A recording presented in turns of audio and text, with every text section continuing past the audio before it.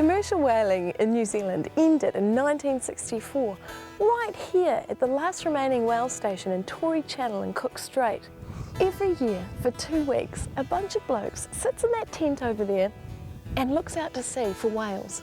What's remarkable about this story is that they once were whalers. Here's a message from the grey line. Springtime's coming to the grey line.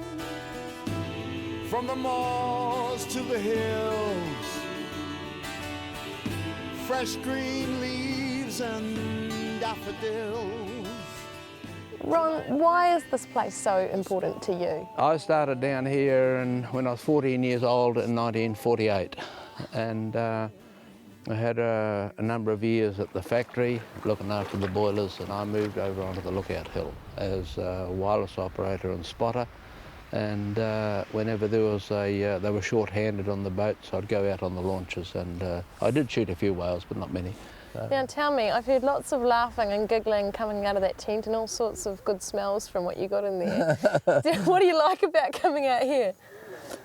Well, it's good fun. You know, we talk about old things, things that we did, things that we should have done. We tell a lot of lies. It's good company. Well, I'm not having much luck, Joe. What about you? You spotted anything this morning? No, it's been very quiet. And how many have you seen so far this season? I think we're up to about 17 or 18, something like that. Why do you guys love this so much? Oh, it's all about the conservation of whales. We want to see them come back. Just great to be part of it. Help the Conservation Department put a case to the Whaling Commission, you know, that what's still happening in the Antarctic, which shouldn't be happening. That 40 years later, it's still pretty slim pickings. Yeah. When did you really notice the difference? We basically went in New Zealand waters from record seasons in the late 50s to it just crashed on 226 whales from Cook Strait here and to 50 to 20 in 3 years.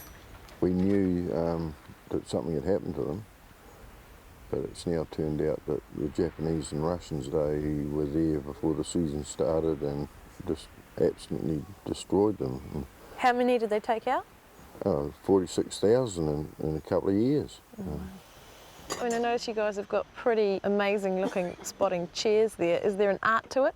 Well, there's an art and a tradition, I suppose you could say. Some of them have gone a bit overboard, but...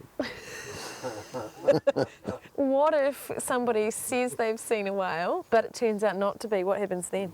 Well, there's usually a court sitting the next morning, and it's looked upon in not a very good way. What's the fine? I think it's gone to 4 cakes of chocolate this year. It was only 2, but I was fined 4 the other morning. Did you know that the humpback whale is basically the bellbird of the underwater world? And depending on which part of the ocean they live in the world, they sing a different song. And only the boys sing. But that's enough talk for me.